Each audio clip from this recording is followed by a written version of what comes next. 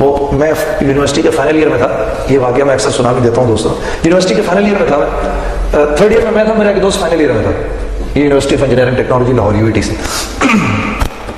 تو جس وقت وہ اس کا وہ اسلامیات کا آخری ایگزام تھا اور آنرز سے کلیئر کر رہا تھا، وہ آنرز سے وہ کلیئر کر رہا تھا اپنی انجینئرنگ. تو اس کا اسلامیات کا جب ایگزام آیا تو وہ میرے پاس آیا، مجھے آگے کہنے لگا یار جنید یار یہ میرا اسلامیات کا ویوا تو دے دے. ابھی میں نے کہا میں کہاں سے دے دوں. اب وہ قد بھی اس کا میرے جتنا ہی تھا، چشمے وہ بھی لگاتا تھا، دونوں اسلام آباد سے تھے اور یار تھے ایک دوسرے. اسلامیات کا ویوا تو دے دے. میں نے کہا بھائی یار اگر پکڑا گیا تو میں نے اگلے سال خود بھی دینا ہے. اور ہمارے ٹیچر کا نام کیا تھا جی؟ محمد اسرائیل. ابھی میں نے کہا تو موت سے پہلے مجھے ملک الموت کے ہاتھوں میں دے رہا بھائی. مولانا محمد اسرائیل. تو میں نے اس سے وہ میرے پیچھے پڑ گیا، وہ جو بندہ آ رہا ہے اسے سورہ زلزال پوچھ رہا ہے، اذا زلزلت الارض زلزالہا، تجھے یقیناً آتی ہے. اب میں اسکول کے زمانے میں کرت کیا کرتا تھا تو مجھے تو یاد تھی، تو اس وقت تھوڑی یاد تھی، وہ پہلے کی یاد تھی. میں نے کہا یاد تو ہے مجھے. کہتا دے دے یار مجھے نہیں آتی. میں نے کہا جی ٹھیک ہے میں چلا جاتا ہوں. بڑا یار تھا اپنا. بادل نخواستہ پہنچ گئے ادھر. اس نے پہلے تو مجھے اوپر سے لے کے نیچے تک دیکھا، میری تو جان ہی خوش ہو گئی. خیر پھر کچھ اللہ کی مرضی ہوئی. اس نے وہی مجھ سے پوچھا میرے سے سورہ زلزال آتی ہے تمہیں؟ میں نے کہا سر کوشش کرتا ہوں. چلو بھی سناؤ. سنا دی. ایک دو اور سوال پوچھ لیے. کلمہ سناؤ. میں نے کہا جی کلمہ سنا دیتے ہیں. کلمہ سنا دیا. تبلیغ میں لگنے کے بعد مجھے پتا چلا کہ کلمہ کیا ہے. میں تو کلمہ بھی غلطی پڑھا کرتا تھا. میں پڑھتا تھا لا الہ الا اللہ محمد رسول اللہ. اب ایک آدمی ہوگا جو مجھے اس میں غلطی بتائے گا کیا ہے. ہاں پیش کی غلطی. تو مجھے کچھ عرصے بعد پتا چلا کہ لا الہ الا اللہ محمد رسول اللہ. یہ پیش کی غلطی کچھ سال پہلے نکلی. تو خیر انہوں نے کلیئر کر دیا. اب یہ جو میرا دوست تھا اس کو میں نے آ کے بتایا مبارک کو تیرا کلیئر ہو گیا. اس نے کہا چل تجھے کھانے پہ لے جاتے ہیں یہ وہ فلانا کر کرا کے. یونیورسٹی کے دور میں یہ بہت چیز ہوتی تھی، کینٹین کا کھانا کھا کے. تو آنرز سے کلیئر ہوا یہ میرا دوست جو تھا. میساچیوسیٹس انسٹیٹیوٹ آف ٹیکنالوجی ہمارے انجینئرز کے لیے از دا فائنل ورڈ. مجھے پتہ نہیں آپ لوگوں کے لیے دنیا کی ٹاپ کی یونیورسٹی کیا ہے. MIT is the final word for every engineer. دنیا میں اس سے بڑی کو ٹاپ کی انسٹیٹیوٹ نہیں. SAT اتنا ہائی مانگتے ہیں وہ. اس میں داخل ہونا تو ایک طرف. میرے اس دوست کو اسکالرشپ ملی تو کتنا ذہین ہوگا یہ. اسکالرشپ دی MIT نے کہ تم آ جاؤ ادھر. جب 2 سال کر کے اس نے MS کر لی اس کے بعد اس نے وہاں پر پڑھانا شروع کیا.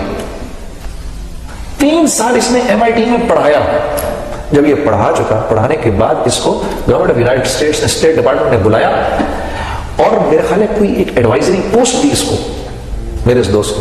ہاں جس کو سورہ زلزال بھی نہیں آتی تھی، جس کو سورہ زلزال نہیں آتی تھی اس کو غسل کے فرائض کیا پتا ہوں گے، وضو کے فرائض کیا پتا ہوں گے اس کو. ٹھیک. اب میری آپ کی نظر میں یہ ایک پڑھا لکھا آدمی ہے. میری آپ کی نظر میں یہ ایک پڑھا لکھا آدمی ہے جس کو جو کہ دنیا میں اتنے ہائی لیول پر پہنچ چکا ہے دنیا کے معاملے میں. اب تو دنیا اس کے قدموں میں ہے. ہاں جی.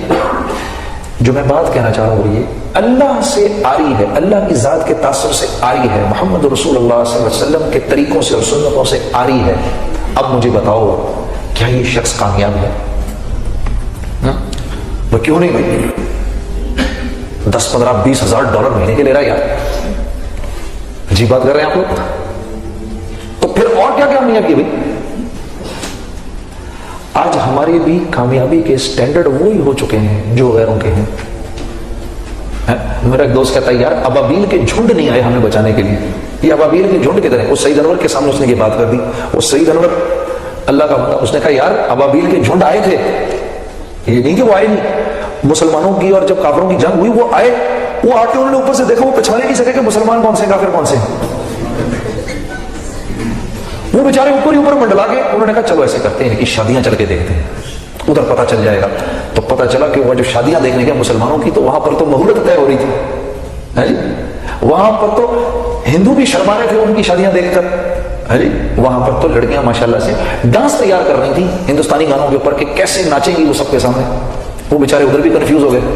ہے جی ابابیل ساری. پھر انہوں نے کہا چلو ان کی چل کے تجارت دیکھتے ہیں. تو جو ان کے بازاروں میں گئے تو پتہ چلا کہ یار وہاں بھی کنفیوژن مچی ہوئی ہے. ادھر بھی بینک جو ہے اس وقت 9% جو ہے سود دے رہے ہیں, حالانکہ جاپان میں اور امریکہ میں 2-2.5% جو ہے. یہ تو انہوں نے تو کافروں کو بھی مات دے دی. وہ بیچارے اوپر ہی اوپر کہا یار یہ پتھر یہیں پھینک دو کہیں, وہ ایک آدمی وہ پتھر جو پھینکے تو وہ زیادہ مسلمانوں پر ہی گرے وہ پتھر. یہ سعید انور کہتا ہوتا ہے کبھی کبھار. کیا کر رہے ہیں ہم, کیا کر رہے ہیں؟ دل کی آنکھ کو کھولو, اپنی زندگیوں کی قیمت لگاؤ اللہ کے سامنے. اگر اس راستے پر نہیں نکلو گے اللہ اپنی منشا کبھی نہیں کھولے گا. اوپر ہی اوپر پھر پھرا کے بس نیچے ہی نیچے ایسے ہی چلا کے گزر جائے گی زندگی, بے قیمت گزرے گی زندگی.